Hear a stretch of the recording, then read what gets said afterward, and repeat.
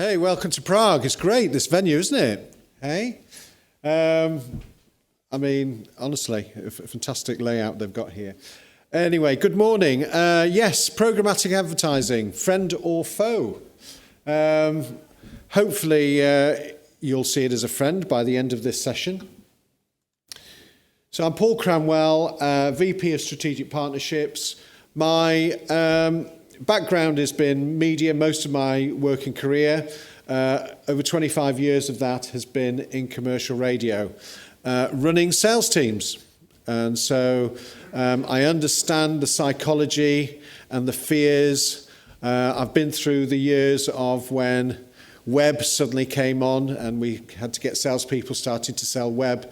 And the fear that they went through that. So obviously digital is now of a new age and brings new challenges.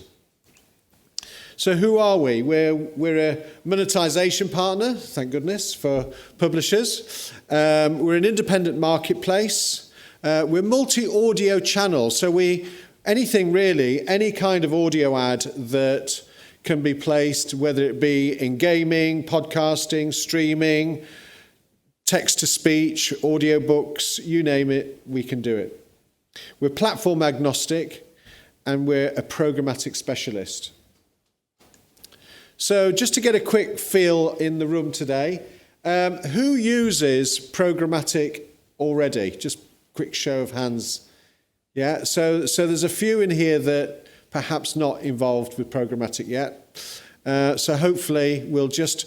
Today is really about demystifying, it's not a massive science. It's not so difficult because actually there's tons of people around to help. So I thought we'd start with just looking, first of all, IAB's latest information about what's the prize like, how big is the market. So you can see since 2017, it's kind of grown in Europe a lot. This year forecast to be €1.5 billion, and literally in 4 years it's doubled in size. So with this kind of growth, if ad sales are important to you, then I really do think you'd kind of be silly not to at least investigate properly getting on board. So looking at the IAB did a whole piece of research on this and talking to literally hundreds of key people in the industry. What are their motivations? So no big surprises. You've probably got here, what you've got here, publishers, so this is where you guys will sit, are the turquoise banner, and it's pretty consistent, the motivations. So cost efficiencies, 20%. No surprise that ad tech cost efficiency comes really high compared to others. But actually across the board, whether it be granularity of controls, transparency in reporting, or availability and scale of inventory, operational efficiencies, or even ability to discover audiences.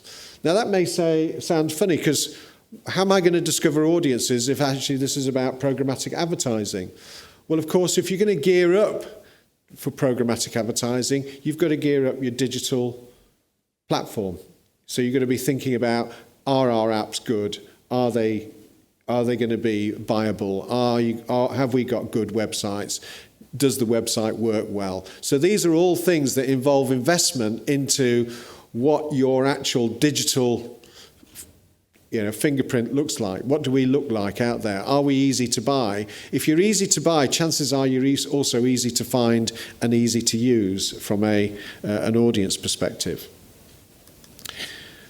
Then, of course, there's the barriers. What are the reasons why we don't do things? Well, again, looking at this, from the turquoise bar there, the publishers, it's fairly consistent in that there's no one single thing that sticks out. Cost is relatively stable, along with operational elements. Of course, 17% of hiring and training of staff, you'd expect that to be reasonably high, because, of course, you have to have people in the business that know what they're doing. You can't rely on outsource all the time. Again, political and economic environment actually doesn't come as high as, for instance, the ad agencies seem to have that as higher, which actually surprised me. But then sustainability, if you look over in, if we look over here, sustainability for publishers ranks really high. Now, you would have never noticed that. 5 years ago, sustainability wouldn't have been even on somebody's agenda. So how our world is changing. And it does bother people that things are set up in the right way.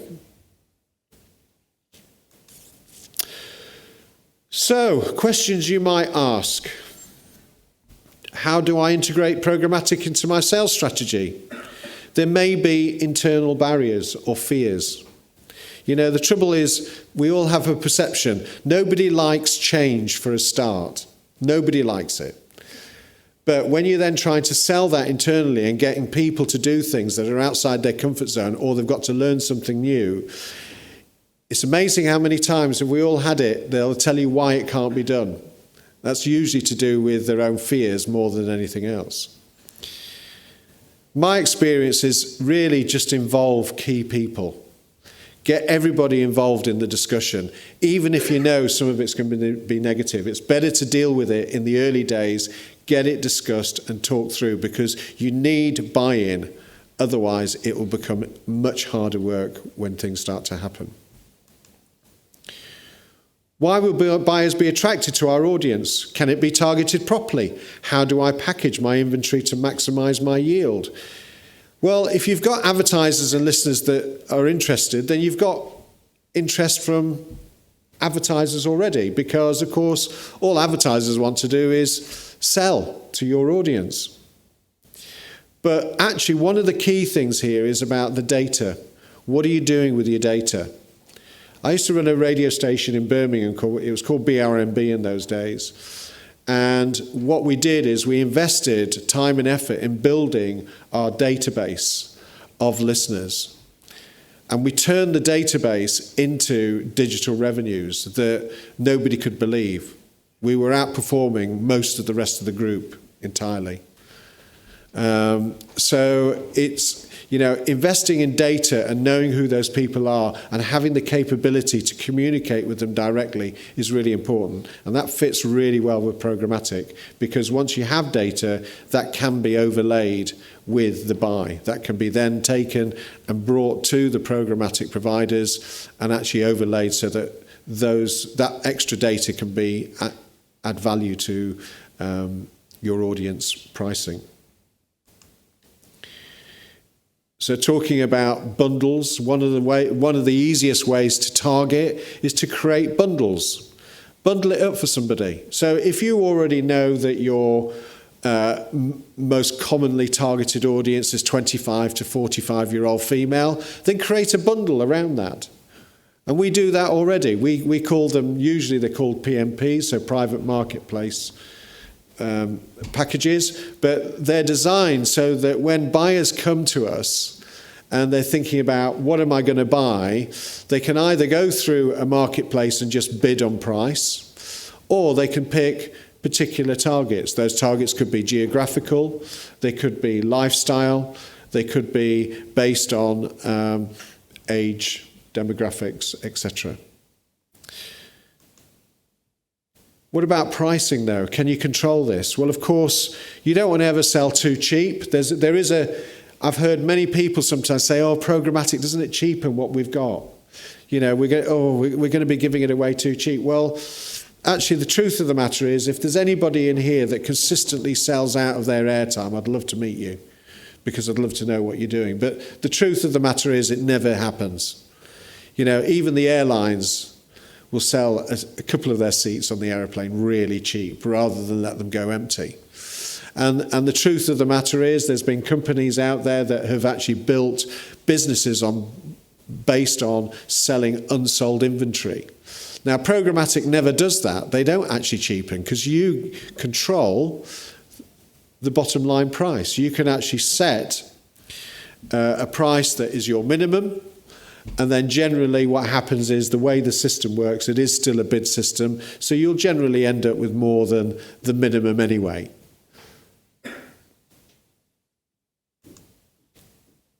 Does it compete with our direct sales team? Well, when this stuff happens, I know that conversations happen internally, that sometimes the sales director, the sales manager, it might be the top salespeople, will come in and go, oh, you're bringing in this whole programmatic. They're going to be talking to my agencies. They're going to undermine me. No, they're not. It doesn't happen that way.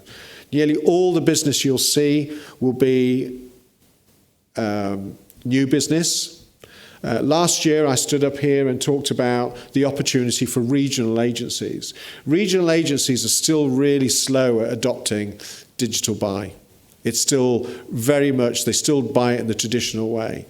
But actually, they're starting to learn, because from a programmatic point of view, if I can actually go online and actually come into a dashboard and be able to place somebody's order for my client at 11 o'clock at night without having to wait for a salesperson to return a plan to me that usually takes longer than I want it to be, and I want to do it there and then and control it and know where it's going, I can do it.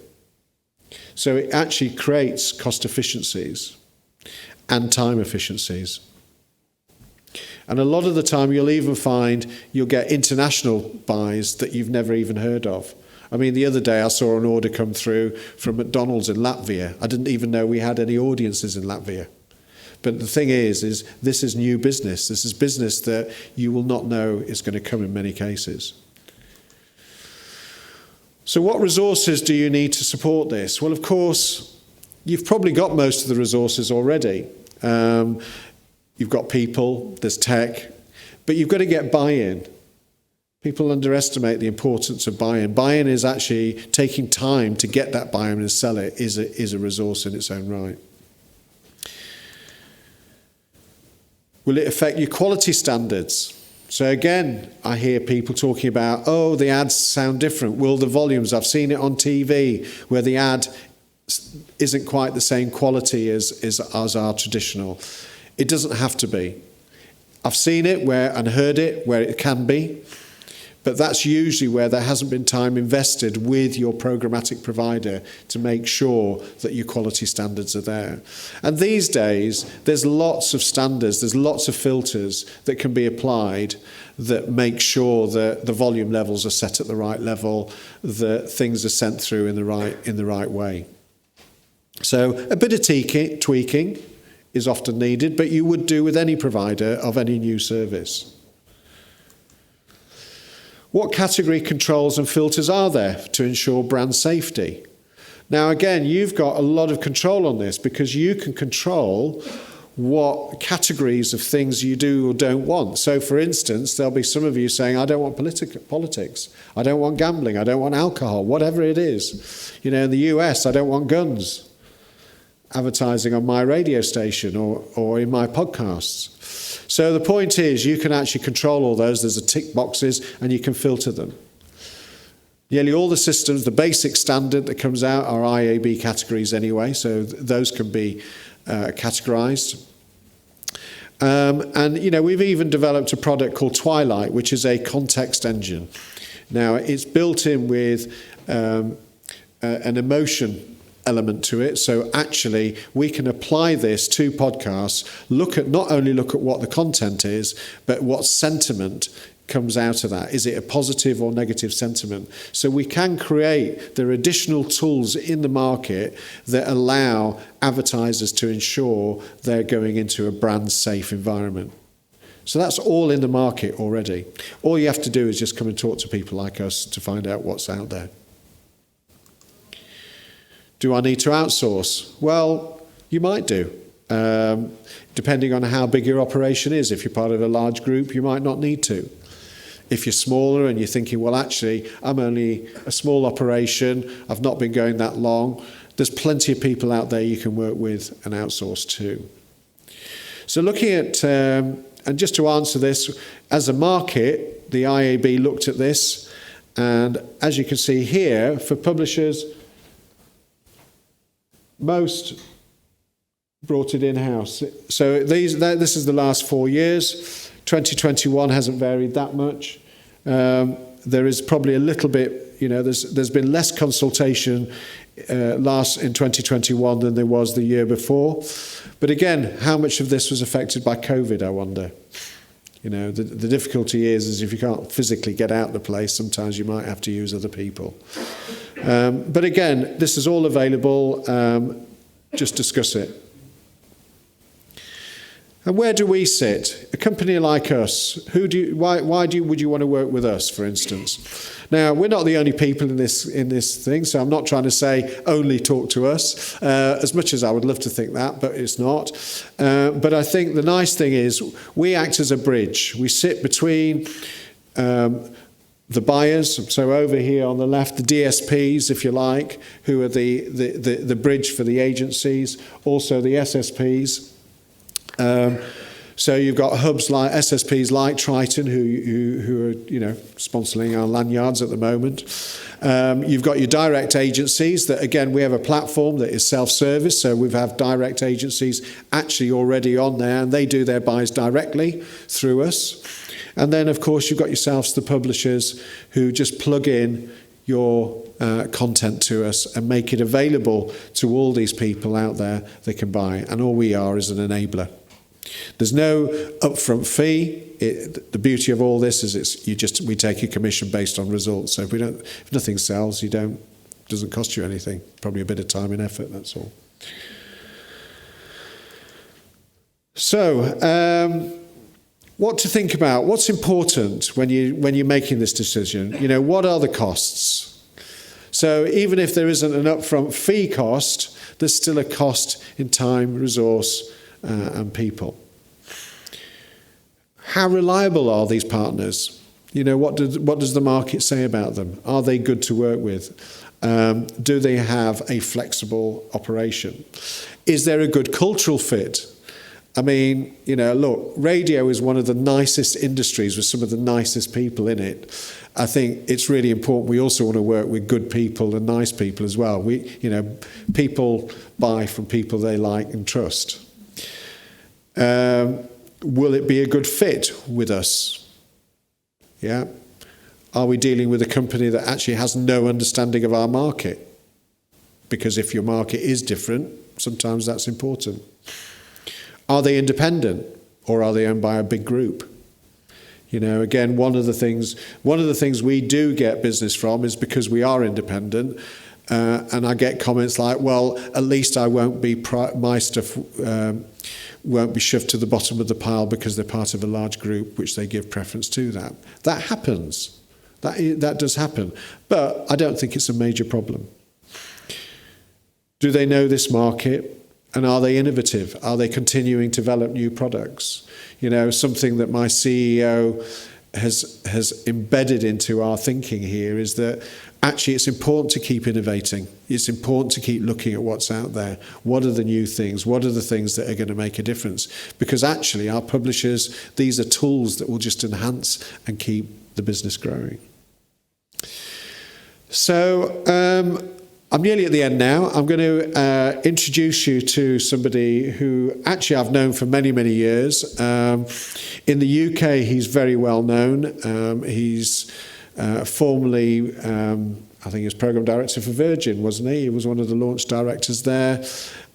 He's been in and around the industry for as long as I can remember in the UK. But I just thought he recently launched a new radio station called Boom, targeting baby boomers. And, probably not the sexiest target group, but actually I used to work for a company called Saga that sells holidays and insurance to the over 50s, and actually knowing what I know, they're the ones with all the money, and actually their story is fantastically successful. So I'm going to let him tell you his experience of what's happened. Congratulations. In 2 years you've launched an amazing story in UK radio. You've gone from nothing to over 500,000 weekly listeners in such a short period. So congratulations, and thank you for coming to talk to me briefly today. about some of your advertising. Probably not your normal subject, I would imagine. Oh, it is. When you're running your own business, because Boom is a small operation, everything's my business. Oh, fantastic. So I wanted to just ask you, for our audience here, there will be people who are still nervous about programmatic advertising because they either think it cheapens their product, or there's conflicts, or there's no controls in place. When did you start using programmatic advertising as part of your revenue? When we launched Boom, we thought that online would be a small proportion of our overall listening, because we imagined our older audience will gravitate to the traditional radio on the sideboard. That's not the case. Around half, and it's growing quickly, is consumed online. The smart speaker is just a brilliant radio. If the smart speaker had been invented first, no one would have come up with a radio where you need numbers to find a station. It's bonkers. So the smart speaker has been a revolution, particularly for older listeners who don't like faffing around. It's been great. So our online listening was much bigger than we'd imagined. And we imagined we were going to do programmatic advertising from the word go. We imagined it would be a small, useful seam of revenue. It's absolutely pivotal to us now. It's a significant seam. So it's been just a great experience in all sorts of ways. I mean, first of all, it is very accountable. It's accountable at the client end. It's accountable at our end as well. We know what we are delivering to them. We know what we get back. And the great thing about a new station like ours is our audience is we've doubled our audience in a year. Now, with Radar, the usual broadcast currency, and Ipsos do a brilliant job with that, it's very slow moving. But for us, our audience growth benefits us almost immediately with the currency that we are distributing in a programmatic way. Is that because online it's obviously in real time, whereas Radar has got this sort of 3 to 6 month lag? Yeah, absolutely. As I say, Radar is a fine currency, and Ipsos do a brilliant job, but it's a complex equation to get those figures together, and necessarily they are months behind. And we're trading now on last year's figures. We will be for another couple of months yet. We know as a radio station we've probably grown 20-30% by now. Whereas, as you say, with programmatic, we can see that as our audience grows, there are ups and downs for all sorts of other reasons as well. But generally, if you can shift more listeners, you get more cash through the door. So it's very accountable. And the other thing is, it sounded very neat on air. I was worried that the ins and outs would sound very abrupt, or the levels a bit wrong, and this, that, and the other. We've worked very hard at getting it right, but I think it's seamless, and we get listeners saying, it's amazing, Boom's a national station, but they're advertising something down the road from me. They like the localism. As a national radio station on a national network of DAB transmitters, brilliant though that is, and delivers a huge amount of listening, actually it can't be specific, and programmatic can. And can I ask, you have a direct sales operation as well. Is that complementary with programmatic? Does it work well together? Yeah, I mean, we tend to go for, we have 3 revenue sources, and for our direct team, they tend to go direct to clients and end up talking to very different people from the people DAX would speak to. And, we are an unusual radio station. There aren't many in the UK, certainly, for all the wrong reasons. There aren't many radio stations for older listeners. It's been a challenge to create a sustainable business for it. So the sorts of clients that our direct team go for are probably the ones that nobody else will be mining. Excellent business, but different business. People will be worried, there must be some negatives about this. What would you say, if there has been any, or even if there hasn't been any, what might have they been, or what are the things that people should watch out for? I guess sometimes, because of the way it's bought and sold, if a very small area is targeted, you might get a lot of repetition for particular listeners in a particular pocket or postcode. But, those issues tend to be, our audience, let's say, very communicative. Our audience talk to us all the time. We get thousands of emails. So anything wrong, our audience will tell us. So when they hear an ad too much in a way that is the wrong sort of too much, we know advertisers want to make sure the message has gone in, but we know when too much is as well. And also, because of IP addresses and things, sometimes ads are not always served in the correct area. The bulk are, but you get, for all sorts of reasons, as we know, the system is only as good as the data that they have access to. You get a few out of area ones which puzzle people, particularly if they're in the Welsh language or whatever. So those things, but they're round the edge. I would say our overall experience, for me as somebody steeped in the old world, this has been a great complementary business. So do you think really the key here is, from what you're saying, is that Yeah, things aren't always perfect from day one, but actually just work with your programmatic provider to make sure that you work on it together. I mean, you really what you're talking around there is making sure that you've got the filters right, you've got the repetition levels right, and these are all things that can be controlled on the system. Absolutely. And usually you have a conversation at the outset about, okay, these are no-nos, and you just won't get those campaigns if you have particular sensitivities. So, you can take those decisions. And I know when Programmatic started, they used to say, actually, it's all, automated in a fashion, so we free our staff to do the client support. Well, I would say we've had great client support. That's fantastic. So it's down to really good, because it's good support, good technology, and actually being really, by the sounds of it, it's a case of if you've got an online audience, you're mad not to do it, from what you're saying, I would have thought. Yeah, we've created a significant force in UK radio out of nothing, and programmatic advertising has helped deliver that. Great. David, that's so helpful. There you go. So sorry, we got cropped a bit at the end there, but I did say it was so helpful, and thank you. So I hope that was useful. Just hearing it from a broadcaster that is, I can tell you now that David wasn't heavily involved in programmatic ever before they launched Boom Radio. So in summary, what's important? Well, programmatic is growing, whether you like it or not. Come and jump on board. Do your research, make a plan. Come and talk to me. We've got a stand, an expensive one, downstairs. We're around. Please come and talk to me. That's it from me. Thank you very much for your time, and I'm open to any questions.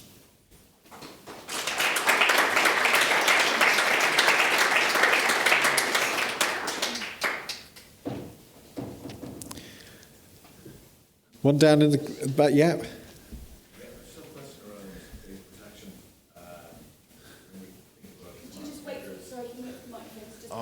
Okay, cool. Cheers. Hi, my name is Dave Timson from RTE in Ireland. Just a question around data protection and how you tackle that with smart speakers. You can't throw up cookie walls on smart speakers, and it's just a question, how is that easily tackled, specifically in regard to programmatic? Well, I think first of all, you've got, your digital servers. I mean, here's an issue.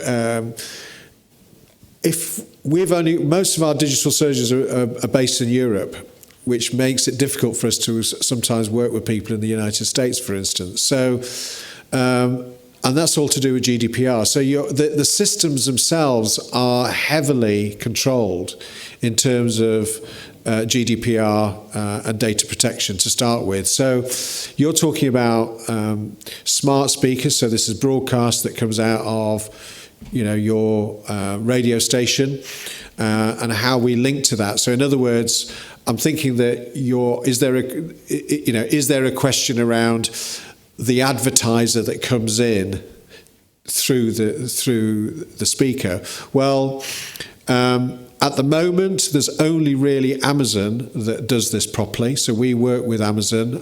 We have a product which we've developed that allows you to actually talk to ads through smart speakers. We call it Yours Truly.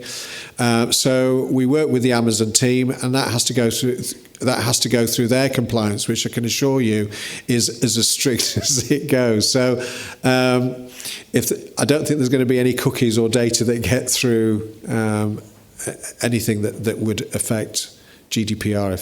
I hope that answers. I don't know. I'm not a technical person, so I can't tell you the ins and outs of why that would happen, but I know that it's virtually impossible for that to happen.